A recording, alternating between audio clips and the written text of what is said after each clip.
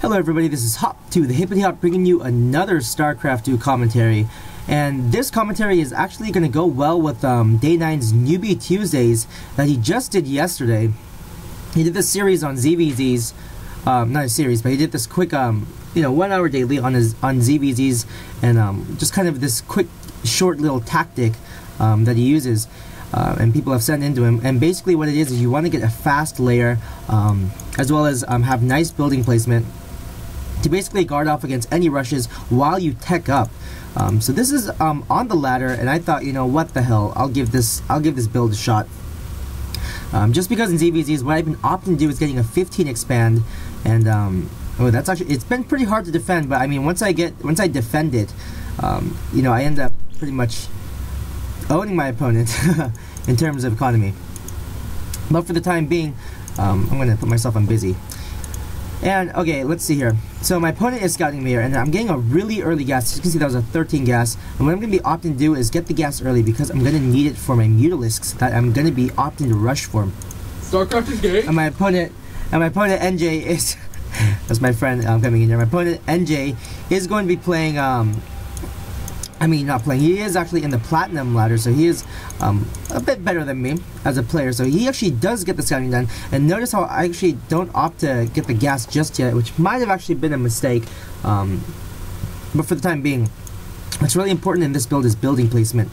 You want to have nice, tight building placement with very small openings so Zerglings can't really come in. But if you look here, it looks like my opponent is doing something extremely similar. He did opt to get that spawning pool first though, but I am getting that gas first, probably showing my hand, telling my opponent that I'm going for something gas heavy. So he's got to know something is up, but as you can see here, he got this really early, and he is going to be ahead of me, not really. He actually should be ahead of me in harvester counts because he did see when I put the spawning pool down. But his pool is actually still not up yet.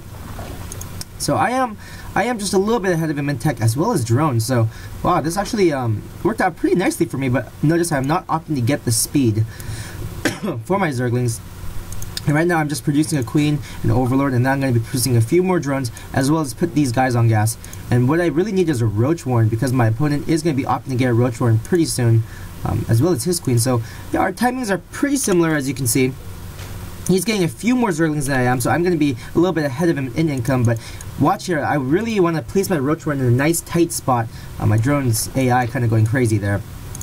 But notice how there are very few entrances for Zerglings to come in, and especially what you want to do is when the Queen spawns, you want to put her in the back here with the mineral lines. So it's a very protected little fortress here, which works out really nicely, especially if your opponent is going for some kind of attack of sorts. But as you can see, my opponent here is getting his Roach Warren. I'm actually getting a little bit earlier, so my timing was around 4 minutes, getting that extremely early. This build is really good, but the problem is that my opponent is also teching up, as you can see. We're both kind of going somewhat similar builds, but really, yeah, I'm getting that layer just a bit later than I think I really should have. I should have opted to get that layer just a bit sooner, but as you can see, my gas is getting really high. That is for those Mutalisks. Now the Roach Warren is up for my opponent, and now he gets that layer as well. So another extremely early layer before 5 minutes. I'm just barely ahead of him in the layer. So this build, it works really well when your opponent is thinking of a long macro game. This build actually does work if you want to be macro-wise as well. But what I'm trying to say is what I did for this build was mainly a quick muta rush and my objective was try to catch my opponent off guard. But as you can see here, he is getting that layer pretty much, he's just barely behind me. Just a little bit. So as you can see here, I am placing my roaches in nice little positions where there are little nooks and crannies, so I'm going to be blocking off really well against my opponent.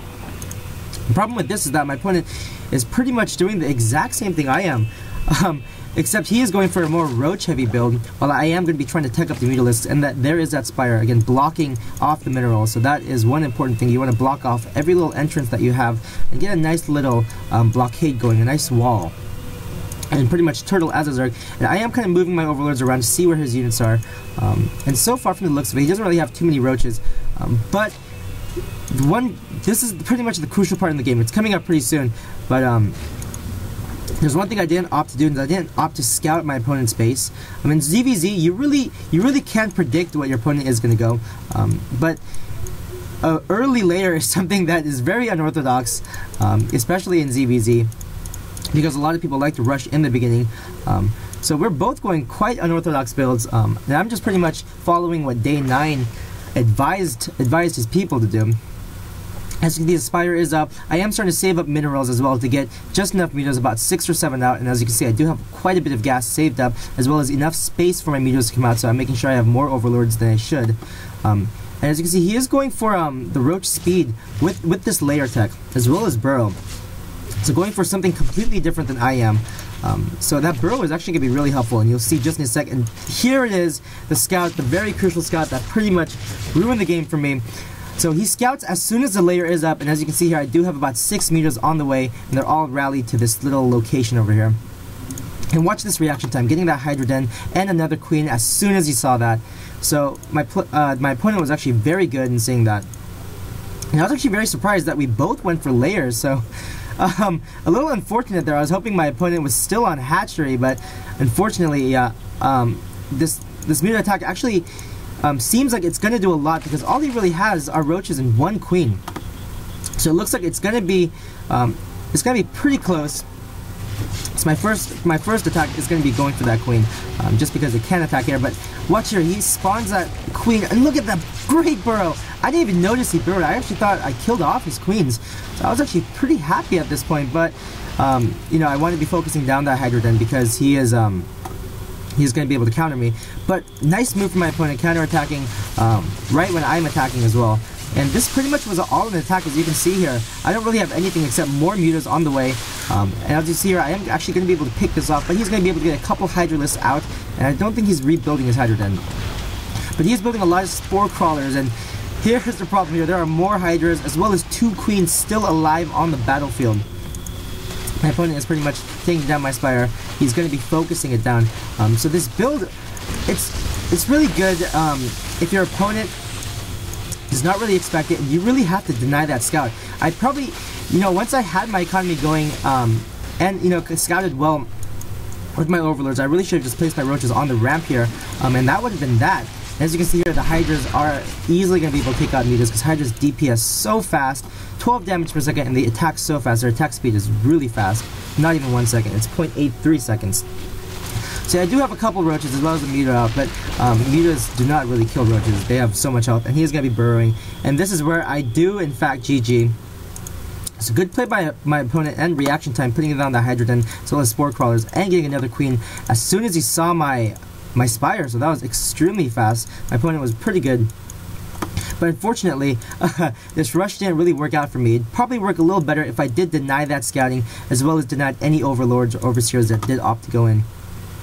So overall, this is a very, very good build. As you saw, I got those meteors out just around the 8-minute mark. I probably could have cleaned up a little bit better, maybe get them out a minute earlier, a few 30 seconds earlier, one or the other. But a little disappointing. I was actually pretty happy though with how well I did this build, and it was my first time trying it, so it actually worked out pretty good. Just for trying it out for the first time, but it was pretty much all in.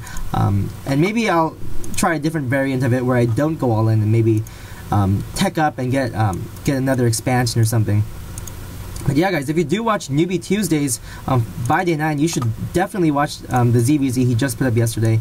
There's some great insight on what you should do in ZvZs, and that is going to be that, guys. Thanks for tuning in. This is Hop StarCraft, and I'm going to be hopping off.